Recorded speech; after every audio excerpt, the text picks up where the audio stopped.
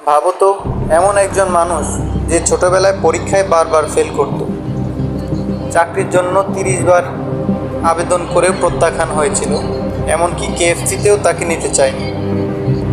আজ সেই মানুষ গড়ে তুলেছে বিলিয়ন ডলারের সাম্রাজ্য।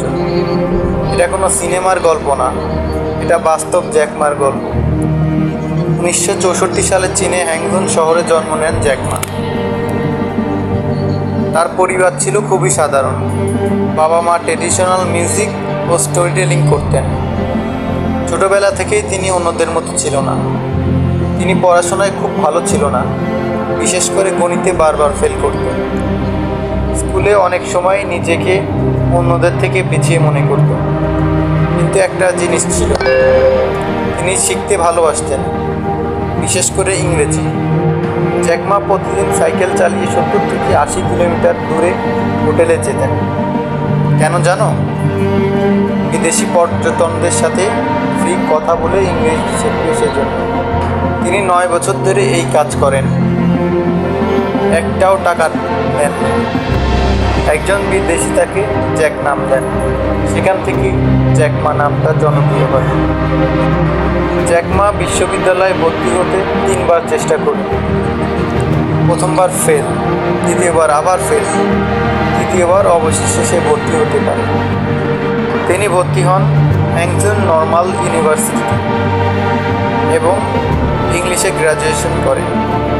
এখানে একটা গুরুত্বপূর্ণ বিষয় রয়েছে, তিনি কখনো হার মানেন। গ্র্যাজুয়েশনের পর শুরু হয় জীবনের সবচেয়ে কঠিন অধ্যায়। তিনি 30টির বেশি চাকরির আবেদন করেন, প্রতিটিতেই সে ব্যর্থ হয়। সবচেয়ে বিখ্যাত ঘটনা হচ্ছে, কেএফসিতে 24 জন আবেদন করেছিল, 23 জনই চাকরি পেয়েছে, কিন্তু শুধু তিনি চাকরি পান। এমনকি পুলিশের আবেদনও করেছিল, সেখানেও তিনি রিজেক্ট হয়েছে। হোটেল জব, সেখানেও তিনি একের পর এক ব্যর্থতা তাকে ভেঙে দিতে পারে। 1995 সালে তিনি প্রথমবার আমেরিকায় যান, সেখানে প্রথম ইন্টারনেট ব্যবহার করেন। তিনি সার্চ করেন বা আমেরিকা, জার্মানি সব দেশেই তথ্য আসে, কিন্তু চীনে কিছুই নেই। এই মুহূর্তটা তার জীবনের সবচেয়ে বড় টার্নিং পয়েন্ট। তিনি বুঝলেন চীনকে ইন্টারনেট আনতে হবে।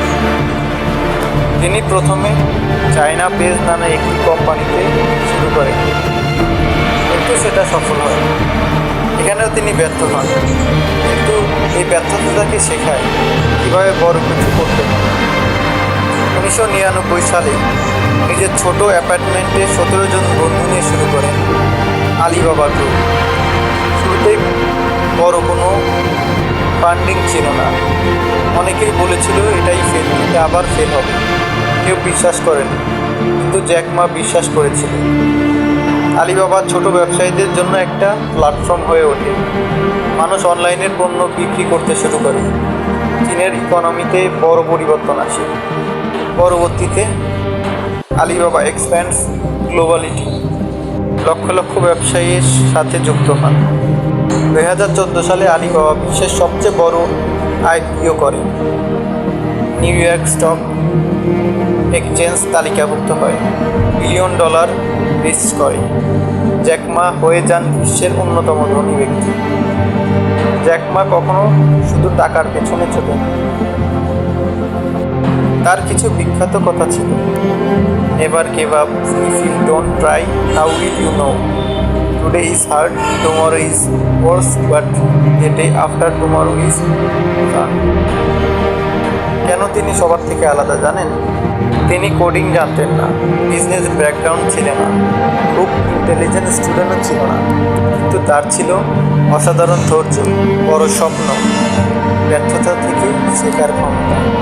জ্যাকমার জীবন সবসময় সহজ ছিল না। চীনা সরকারের সাথে কিছু সময় মতবিরোধ হয়। তিনি পাবলিক লাইফ থেকে কিছুটা দূরে সরে যান, তবুও তার প্রভাব কমে। ব্যর্থতা মানে শেষ না, সুযোগ নিজেরই তৈরি করতে হয়। বড় কিছু করতে চাইলে ঝুঁকি নিতে হয়। জ্যাকমার গল্প আমাদের একটি জিনিস শেখায়, তুমি কতবার পড়ে গেছো সেটা গুরুত্বপূর্ণ নয়, তুমি আবার উঠে দাঁড়িয়েছো কিনা সেটা আসল।